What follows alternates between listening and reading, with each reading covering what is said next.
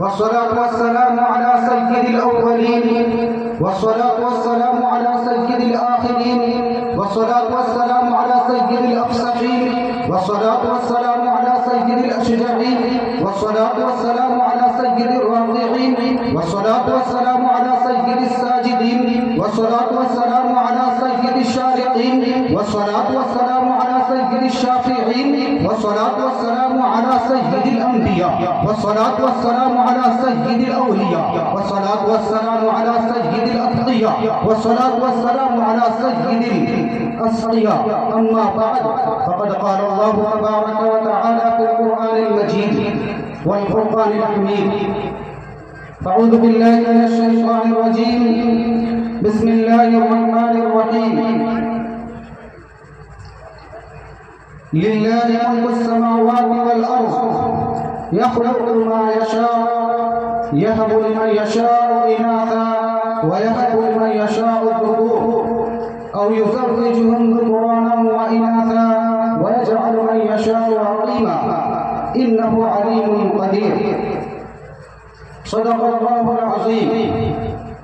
عن سمرة بن جندب رضي الله عنه قال: قال رسول الله صلى الله عليه وسلم: كل غلام رهين بعقيقته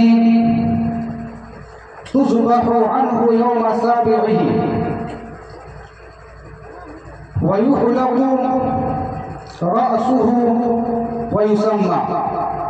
رواه أبو داود.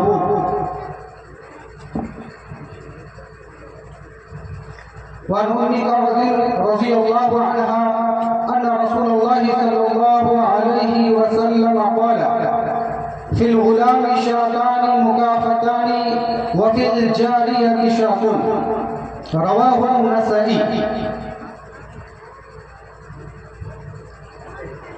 وعن سلمان بن عامر الزبي رضي الله عنه أن رسول الله صلى الله عليه وسلم قال: في الغلام عقيقة فأهريقوا عنه الدما وأميتوا عنه الأذى. رواه البخاري.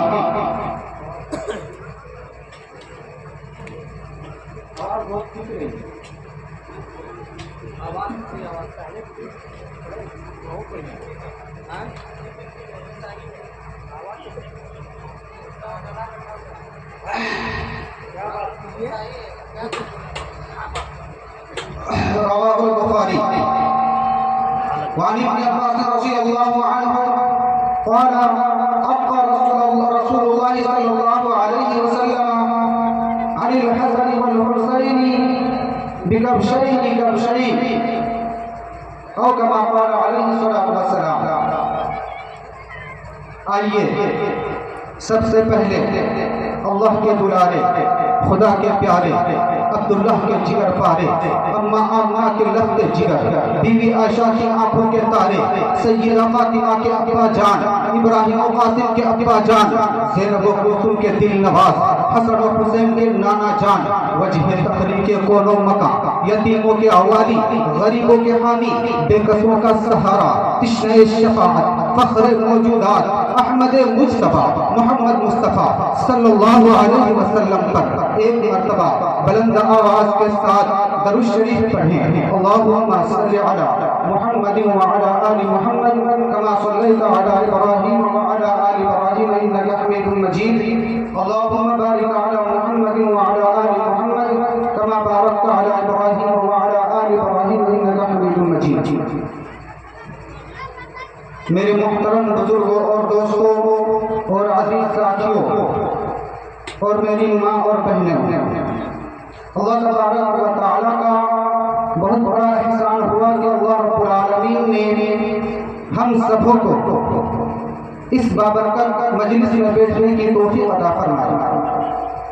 اللہ تبارک و تعالیٰ سے دعا کریں کہ اللہ رب العالمین مجھے قرآن و حدیث کی روشنی میں صحیح بات کہنے اور ہم سب کو اس پر عمل کرنے کی توفیق عطا فرمائے. میرے بھائیوں، ابھی میں نے آپ حضرات کے سامنے قرآن کریم کی 2 آیت تلاوت کی ہے اور آپ حضرات کے سامنے 4 حدیث تلاوت کی ہے، جو کہ اس میں سے بخاری شریف کی حدیث ہے، نسائی شریف کی حدیث ہے، ابو داؤد شریف کی حدیث ہے۔ یہ ساری حدیثیں ہیں آپ حضرات کے سامنے تلاوت کی۔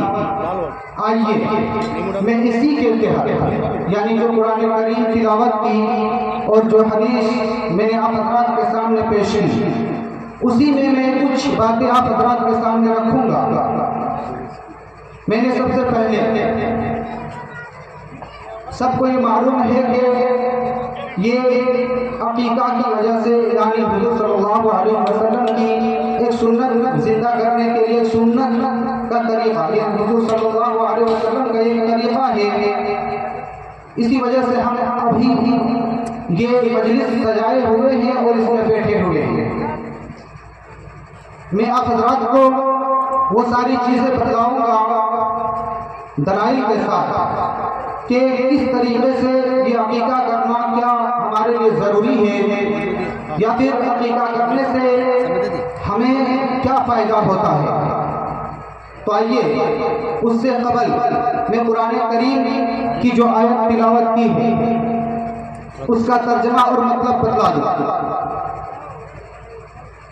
میں نے آیت تلاوت کی 25ویں پارے کی سورہ شورا 49 اور 50 آیت، للہ ملک السماوات والارض، اللہ تبارک و تعالیٰ فرما رہے ہیں للہ ملک السماوات والارض کہ زمین اور آسمان کی ملکیت کس کے لیے ہے؟ بلکہ اللہ ہی کے لیے ہے۔ اللہ تعالیٰ خود فرما رہے ہیں للہ ملک السماوات والارض کہ زمین اور آسمان کی ملکیت یہ میرے لیے ہے۔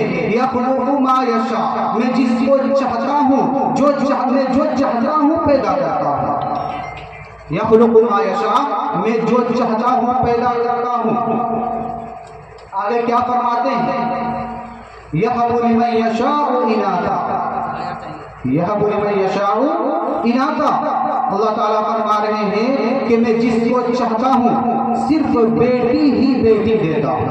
آپ دیکھ سکتے ہیں بہت سارے گھروں میں صرف بیٹی ہی ہے، گھر میں 4 بیٹی ہے، 5 بیٹی ہے، ایک بھی بیٹا نہیں ہے۔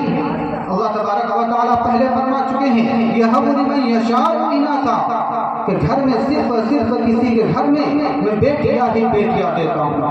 لیکن لوگ یہ سمجھ کر کہ میرے گھر میں تو صرف بیٹی ہی ہے، یا اللہ مجھے بیٹا کیوں نہیں دے رہے ہیں، وہ مایوس ہو جاتے ہیں۔ یعنی دعا کرنے کے باوجود بھی بیٹی ہی ملتی ہے اور وہ مایوس ہو جاتا ہے۔ میرے بھائی اور دوستو، اسی طریقے کا میں ایک واقعہ یہاں پر سنانا چاہتا ہوں۔ ایک شخص تھا، اس کا 6 بیٹی تھی، کتنے 6۔ اب اس کی بیوی حمل میں ہے، یعنی 7واں بچہ پیدا ہونے والا ہے، حمل میں ہے۔ وہ یہ قسم کھا چکا، قسم کھا کر یعنی یہ قسم کھا چکا کہ اگر اس بار بیٹی پیدا ہوا تو میں اسے مار دوں گا، اسے قتل کر دوں گا، اسے زندہ درگور کر دوں گا۔ یہ اس نے قسم کھایا۔ جب یہ قسم کھایا اور قسم کھا کر وہ سو گیا، سونے کے بعد وہ خواب میں کیا دیکھتا ہے؟ وہ خواب میں دیکھتا ہے کہ اس کی موت ہو چکی ہے، وہ مر چکا ہے، حشر کا میدان قائم ہے، نفسی کے عالم میں ہے، وہ وہاں اس کا فیصلہ ہوتا ہے، اس کا فیصلہ ہو چکا۔ اللہ تبارک و تعالیٰ نے فرشتوں کو حکم دیا کہ اے فرشتوں جاؤ اس شخص کو جہنم میں ڈال دو، یعنی اس کا فیصلہ وہ جہنمی ہو گیا۔ اب فرشتے اس شخص کو لے کر چلتے ہیں جہنم کے، جب پہلے دروازے میں جاتے ہیں، پہلے دروازے میں جیسے ہی وہاں سے داخل کرنا چاہتے ہیں کہ وہاں پر اس کی سب سے بڑی بیٹی وہاں دروازے کے پاس کھڑی ہوتی ہے اور وہ کہتی ہے کہ فرشتے میرے ابو جان کو کو کہاں لے کر جا رہے ہو؟ اب فرشتے کہتے ہیں کہ اللہ تبارک و تعالیٰ نے کہا ہے کہ جاؤ اسے جہنم میں ڈال دو۔ وہ بڑی بیٹی کیا کہتی ہے؟ اور سے سننا، وہ بیٹی کہتی ہے کہ اے فرشتے، اگر میرے ابو کو جہنم میں ڈالنا چاہتے ہیں تو یقین جانیے کہ اس وقت تک میں اپنے ابو کو جہنم میں جانے نہیں دوں گی جب تک آپ مجھے میرے ابو کے ساتھ جہنم میں نہ ڈال دے۔ میرے بھائیوں اور دوستو، یہ کہنا تھا۔ فرشتے رک جاتے ہیں۔ کیوں رک جاتے ہیں؟ کیونکہ اللہ تبارک و تعالیٰ نے فرما دیا ہے کہ جو گناہ نہیں کیا اس کو جہنم میں کبھی نہیں جلایا جائے گا۔ یعنی وہ بچی جنتی تھی، وہ جہنمی نہیں تھی۔ اس لیے فرشتے مایوس ہو کر وہاں سے دوسرے دروازے میں پہنچتا ہے۔ جب فرشتے دوسرے دروازے میں پہنچتا ہے، وہاں پہنچنے کے بعد جیسے ہی اندر داخل ہونا چاہتے ہیں کہ وہی وہ دوسری بیٹی یعنی 2 نمبر کی جو بیٹی تھی وہ وہاں موجود ہوتی ہے۔ وہ کہتی ہے کہ فرشتے کہاں لے کر جا رہے ہو؟ یہاں کوئی دروازہ نہیں ہے، یہاں میں اپنے ابو کو جانے نہیں دوں گی۔ یہ کہہ کر وہاں سے بھی وہ مایوس ہو کر یعنی فرشتے مایوس ہو کر تیسرے دروازے تک پہنچتے ہیں۔ تیسرے دروازے میں جب پہنچتے ہیں وہاں بھی دیکھتے ہیں کون وہاں ہوتا ہے۔ وہاں تیسری بیٹی وہاں موجود ہوتی ہے، وہاں بھی وہی جواب ملتا ہے۔ وہاں سے فرشتے ان کے ابو کو لے کر چوتھے دروازے میں چلے جاتے ہیں۔ چوتھے دروازے میں پہنچتے ہیں، وہاں چوتھی بیٹی موجود ہوتی ہے۔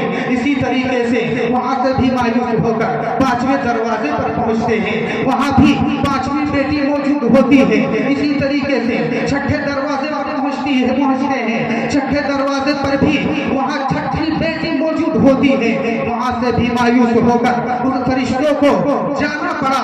جب 7ویں دروازے کے پاس جاتے ہیں تو دیکھتے ہیں وہاں دروازے پر اور کوئی بیٹی نہیں ہے، وہاں خالی ہے۔ فرشتے اب اس کو جہنم میں ڈالنے والے تھے کہ اس کی نیند کھل جاتی ہے۔ اس کی نیند کھل جاتی ہے۔ جب اس کی نیند کھل جاتی ہے تو وہ سوچنے لگا، وہ اللہ سے توبہ کیا کہ اللہ میں ہرگز اس طریقے سے میں نے جو گناہ کیا یعنی میں جو قسم کھایا میں اس میں توبہ کرتا ہوں۔ اور میں دعا کر رہا، وہ شخص رو کر گڑ گڑا کر دعا کیا کہ اللہ مجھے پھر سے بیٹی دینا تاکہ وہ 7ویں دروازے پر جو خالی ہے جو وہاں پر بھی میری بیٹی کھڑی ہو اور میں جہنمی ہونے کے باوجود میری ذات و بیٹی مجھے لے جا کر جنت میں داخل کر دے۔ میرے بھائیوں اور دوستوں، تو بیٹیاں کیا ہوتی ہے؟ گھر کی رحمت ہوتی ہے، زینت ہوتی ہے گھر کے لیے۔